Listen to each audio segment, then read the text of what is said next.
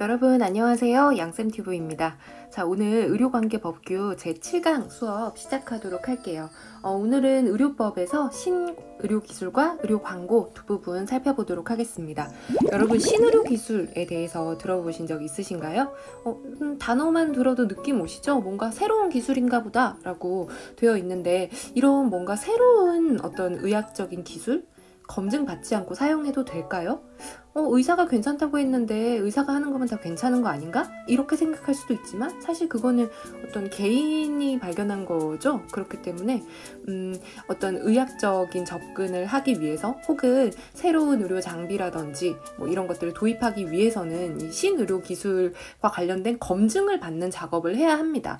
이 기사는 2008년도 기사예요. 굉장히 오래됐죠? 12년 전이니까 여기에서 여기 기사를 보시면 최근 침수를 통한 여성 가슴 확대, 얼굴 주름 및 군살 제거 등 항방 성형이 붐이다 라고 되어 있는데 이거는 일반적인 수술과 달리 마취 입원도 필요 없고 보형물 주입도 필요 없는데 부작용 걱정도 없고 이게 무슨 일입니까? 이 무슨 이런 좋은 일이 있습니까? 그죠?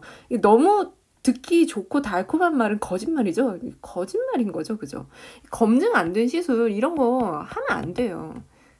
안 돼요, 여러분. 그죠? 그래서, 이렇게 어떤 시술이라든지 장비 이런 걸 쓰려면 이제 신의료 기술을 평가를 받아야 되는데, 이게 이 2008년 당시에는 우리나라에 이런 법이 강하게 제지를 하고 있지 않았다는 거죠.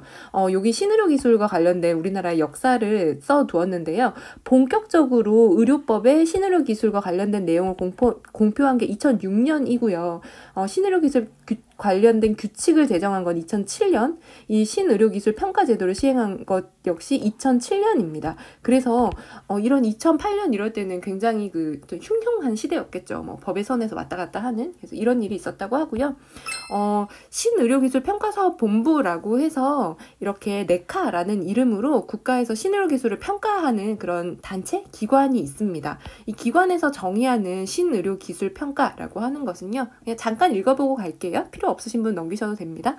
자, 학문적으로 의료기술은 의료에 사용되는 의약품, 치료재료, 그리고 내외과적 시술뿐만 아니라 의료를 제공하는 과정에서 조직적, 지원적 체계를 모두 포함한다라고 되어 있어요. 먹는 약, 사용하는 장비, 그리고 의학기술 이 모든 것들이죠. 그래서 이거에 대한 평가를 안정성, 유효성, 비용 효과성, 그리고 이 기술로 인해서 사회적, 윤리적, 법적 영향까지를 모두 포함해서 평가한다라는 것이에요. 신의료 기술을 평가하는 절차는 굉장히 복잡합니다.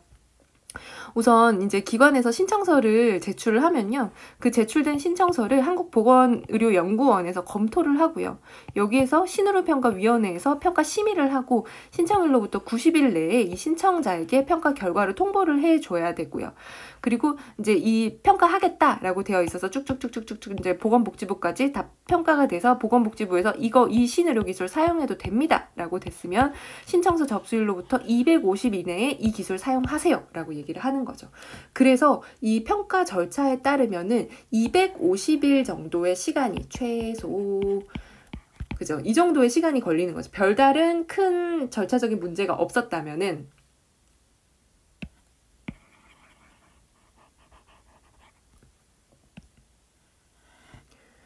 별다른 큰 절차적인 문제가 없었다면은 이 250일 이내에 이 신의료 기술을 사용할 수 있게 됩니다. 근데 말이 그쵸. 250일 좋지만 지금 우리 이 2020년 9월 24일의 입장에서 지금 2020년이 99일밖에 안 남았잖아요. 근데 250일 얼마나 깁니까? 그죠, 여러분? 그래서 이게 너무 신의료기술에 적용이 지연이 된다고 해서 작년이었나 재작년부터 우리나라에서 이런 보건의료 산업 발전을 도모하기 위해서 이 절차를 좀 간소화한다 뭐 이렇게 해서 정책적으로 신의료기술을 발전시키는 거에 좀 이렇게 자극을 주고 했던 그런 경우가 있습니다. 자, 우리 수업 본론 시작하도록 할게요. 자, 신의료기술 평가입니다. 정의부터 살펴보면요. 보건복지부 장관은 보건복지부의 짱이죠. 그죠?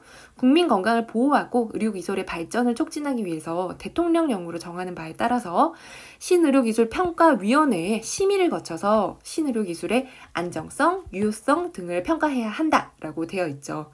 그래서 이 신의료기술이라 함은 새로 개발된 기술인데 누가 인정한 보건복지부 장관이 안정성, 유용성을 평가할 필요가 있다고 인정하는 것을 바로 신의료기술이라고 이야기를 합니다. 그래서 이것들은 그 신의료 기술이 쭉쭉쭉 다 평가가 되면은 사용하세요라고 되면 이 사용한 거를 건강보험심사평가원장에게도 알려야 돼요. 왜냐하면 우리나라에 있는 모든 의료 행위는 다 뭐 급여 혹은 비급여로 나누어져 있잖아요. 그래서 만약에 우리가 이거를 급여로 할 거다라고 하면은 이거의 수가를 얼마로 정할지, 그러니까 상대가치 점수를 얼마로 정할지, 비급여로 등록한다면은 뭐 어떤 항목으로 등록을 할 것인지 이런 것들을 정해야 되기 때문에 이 어떤 새로운 의료 기술이 발견되었다 했을 때에는 건강보험 심사평가원장에게 알려야 한다라고 되어 있습니다. 크게 중요한 내용은 없는 것 같아요. 길게 설명은 했지만. 자, 이건 그냥 절차적으로 알아두시는 건데요. 신의료기술평가위원회 이런 데는 가끔 이런 거 나오더라고요. 위원장 1명 포함해서 위원은 20명 이내로 뭐 구축한다. 이 위원은 누구냐라고 되어 있더니 의사, 치과의사, 한의사회에서 각각 추천하는 자, 보건의료와 관련된 학식이 풍부한 자, 소비자단체에서 추천하는 자, 변호사 자격을 가진 사람인데 보건의료 관련돼서 5년 이상 종사한 적 있는 사람, 보건의료 정책과 관련된 업무를 담당하고 있는 보건복지부 5급 이상의 공무원, 이런 사람들이 이 위원으로 구성이 된다라고 되어 있습니다. 자, 여러분, 우리 이번에는 의료 광고에 대해서 이야기를 해볼 거예요. 지금 화면에 보이시는 이 광고 여러분 어때요? 마음에 드시나요? 이런 광고 아마 보신 적은 없을 거예요. 음식이라든지 제품이라든지 화장품 뭐 이런 것들은 다 우리께 좋다, 우리 건 정말 좋고 우리 거 꼭 쓰세요, 이렇게 광고를 할 수 있지만 간이식을 하러 서울대병원에 와라, 간이식은 서울대병원이다, 아산병원이랑 삼성병원보다 우리가 더 잘한다, 이런 광고 한 번도 들어보신 적 없죠? 왜 없을까요? 광고를 하면 사람들이 더 많이 올 것 같은데?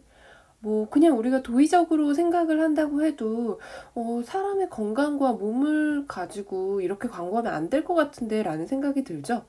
지금 제가 만든 이 광고에는 잘못된 점이 굉장히 많아요. 우선 이런 의료행위로 TV 광고를 하면 안 된다는 것, 그리고 다른 기업과 비교해서 하는 광고, 과장된 광고, 환자를 이용한 경험담을 활용하는 것들, 그리고 수술 장면을 적나라하게 드러내는 것들, 이런 게 모두 의료 광고의 법에 저촉되는 행위이거든요. 자, 이런 의료 광고가 법적으로 어떤 기준을 가지고 제한을 하고 있는지 한번 함께 알아보도록 하겠습니다. 자, 의료법 제5장 의료 광고입니다. 우선 의료 광고의 주체는요, 의료기관 개설자, 그리고 의료기관의 장 또는 의료인이 아닌 자는 의료에 관한 광고를 하지 못한다라고 되어 있습니다. 의료 광고라 함은 의료인 등이 신문, 잡지, 음성, 음향, 영상, 인터넷, 인쇄물, 간판, 그리고 그 밖의 방법에 의하여 의료행위, 의료기관 및 의료인 등에 대한 정보를 소비자에게 알리는 행위를 말한다라고 되어 있죠. 여기서 주의할 점이요, 다음 중 의료 광고를 할 수 없는 그 채널은, 방법은 이렇게 해서 나왔을 때 보기 1 신문, 보기 2 잡지, 뭐 보기 3 라디오, 뭐 보기 4 인터넷, 인쇄물 뭐 이런 식으로 나오고 TV 광고 보기로 나오는 경우가 있어요. 근데 TV 광고는 이 의료 광고에 해당되지 않습니다. 그래서 할 수 없다라고 되어 있고요. 이 56조 의료 광고의 금지에서 이 2항이 시험에 잘 나오는 부분이에요. 의료인은 다음 각호 어느 하나에 해당하는 의료 광고를 하지 못한다라고 되어 있어서 여기에서는 실제적으로 어떤 내용의 의료 광고를 할 수 없다라는 게 이렇게 쭉 나오는 거거든요. 우리 오늘 수업에서 아까 신의료 기술 이야기했었죠.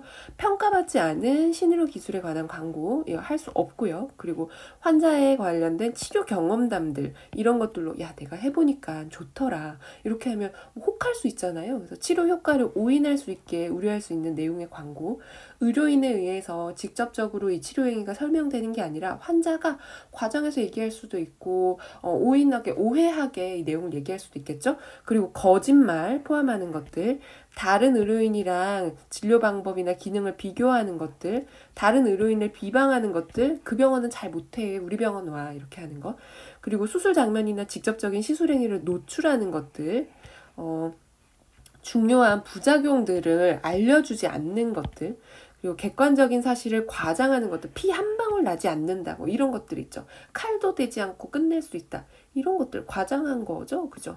그리고 법적 근거가 없는 자격이나 명칭을 표방하는 내용의 광고. 예컨대 뭐 피부과 전문의, 산부인과 전문의 이런 것들은 법적 근거를 가진 자격이잖아요. 그런데 뭐 화이트닝 전문의 이런 거는 법적 근거를 가진 자격이 아니죠. 그죠?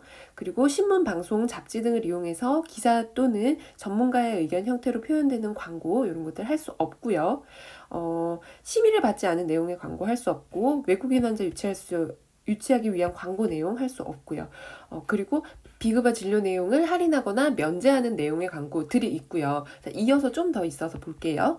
14번 각종 상장, 감사장 등을 이용한 광고 또는 인증 보증, 추천을 받았다는 내용을 사용하거나 이와 유사한 내용을 표현하는 광고를 할 수 없는 게 원칙인데요. 그런데 다음 각 목의 어느 하나에 해당하는 경우는 제외하고 있습니다. 그러니까 이거는 알려도 된다라고 하는 거예요. 어떤 거냐면요. 여러분 우리 의료기관 인증평가 알고 계시죠? 의료기관 인증평가 우리 병원 받았어. 그래서 우리 병원은 인증원으로부터 이 황금색 인증 마크를 수여받았어 라고 하는 것들 광고해도 되고요. 그리고 나라에서 공공기관으로부터 어떤 인증과 보증을 받았어 라는 거 표시해도 됩니다. 또 다른 법령에 따른 인증이라든지 세계보건기구와 관련된 국제평가기구로부터 뭐 JCI 인증 이런 것들 받았어 라고 광고할 수 있어요. 그러니까 병원에서 뭔가 우리는 인증받았어, 보증받았어 이렇게 하는 것들이 뭔가 어떤 개인적인 협회에서 인증을 해줬다, 소비자협회에서 우리가 최우수 간이식병원이라고 인증해줬다 이런 거를 인증을 하는 건 아니지만 우리 병원은 병원 인증평가를 받았다, 우리 병원은 JCI 인증평가를 받았다 이런 것들은 광고를 해도 되는 부분입니다. 그리고 마지막으로는 이 의료 광고의 방법이 국민의 보건과 건강에 의료 질서를 해치거나 소비자에게 피해를 줄 우려가 있는 것으로 뭐 대통령령으로 정하는 것 이런 거 할 수 없다라고 되어 있어서 여러분이 여기에 2번에서 1번부터 쭉 1, 2, 3, 4, 5, 6, 7, 8에서 15번까지 보시면서 느꼈겠지만 사람 몸을 가지고 그런 식으로 장사하면 안 되지 이렇게 생각하고 이 보기들 의료 광고를 보신다면은 일부러 딸딸딸 외우지 않으셔도 충분히 의료 광고를 하지 못하는 범위에 대해서 이해하실 수 있을 거예요. 자, 다음 의료 광고의 방법이에요. 아까 제가 앞서서도 말씀드렸지만 방송법 제2조 제1호에 의한 방송에 대해서는 광고를 할 수 없다라고 되어 있습니다. 그래서 요거 아까 앞에는 뭐 영상 뭐 이런 것들이 예로 들어 있어서 이게 이 방송이랑 헷갈릴 수도 있는데요. 여기서 얘기하는 이 방송은 TV 광고를 생각하시면 되거든요. 우리가 흔히 보는 TV 광고 있잖아요. 그래서 그 TV 광고는 안 된다라고 생각하시면 돼요. TV 광고 말고도 영상은 많이 있으니까요. 그리고 보다 건전한 의료 경쟁 질서 유지하는 데 제한할 필요 있는 사항들 뭐 이런 것들 담으면 안 된다라는 거 있고요. 여기서는 TV 광고 정도만 기억하시면 될 것 같습니다. 자, 그래서 이 의료 광고와 관련해서는 의료 광고 심의위원회가 존재를 해요. 그래서 의료 광고 심의위원회에서는 의사, 의원, 의원의 개설자, 병원, 병원의 개설자, 요양병원, 그리고 요양병원 개설자, 종합병원, 종합병원 개설자, 조산사, 조산원, 조산원 개설자가 하는 의료 광고를 심의하고 있습니다. 여기에서는 이제 제외된 게 한의원, 치과 이렇게 제외가 되어 있죠. 우리가 의사도 그냥 의사, 치과의사, 한의사 나누어 있듯이 의료 광고도 의료 광고를 심의하는 곳, 치과 의료 광고를 심의하는 곳, 한방 의료 광고를 심의하는 곳 이렇게 세 군데가 나누어져 있다라는 것 정도 이해를 하시고요. 다음은 의료 광고의 심의입니다. 제가 이 페이지를 왜 이거를 편집을 안 했을까요? 여러분 조금 보기 불편하시겠지만 우리 지금 녹음을 진행하고 있는 상태이기 때문에 일단 진행을 하겠습니다. 자, 의료 광고의 심의와 관련된 거예요. 이 광고를 제대로 했나 안 했나, 불필요한 내용을 담지 않았나, 법에 저촉되어 있는 내용을 담지 않았나 이런 것들을 이야기를 하는 거고요. 그래서 그거를 심의하는 기관이 있는 거죠. 이 의료 광고를 심의하는 대상은 어떤 거냐면 신문과 관련된 이런 거에서 신문, 인터넷 신문, 잡지, 전기 간행물 이런 거 관련된 전기 간행물들, 그리고 두 번째는 간판이죠. 5개 광고물 중 현수막, 벽보, 전단, 교통시설, 교통수단에 표시된 것들, 버스 같은데 병원 이렇게 표시 붙어 있죠. 그럴 때 포함된 광고들.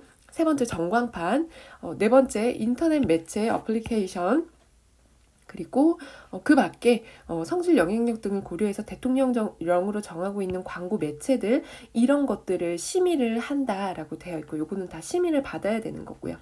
그 다음에 볼 거는 여기 3항인데요. 우리가 신고를 1항에도 불구하고 심의를 받아야 되는데 그럼에도 불구하고 다음 각 호의 사항만으로 구성된 의료 광고에 대해서는 꼭 필요한 정보만 딱딱 담았다. 그런 경우에는 심의를 받지 아니할 수 있다라고 되어 있어요. 그 내용이 뭐냐면 의료기관의 명칭, 소재지, 전화번호, 그리고 여기서 설치 운영하는 진료 과목, 의료인 성명, 성별 및 면허 종류, 그 밖에 대통령령으로 정하는 사항 이렇게 뭔가 복잡한 내용을 담지 않은 거예요. 그냥 우리 병원은 어디 있고 전화번호 뭐고 우리 선생님 진료 과목 뭐고 뭐 이 정도만 내용을 딱 담아서 광고를 했다. 이런 거는 심의를 받지 않아도 됩니다. 그래서 여기 의료광고 57조 의료광고의 심의에서는요.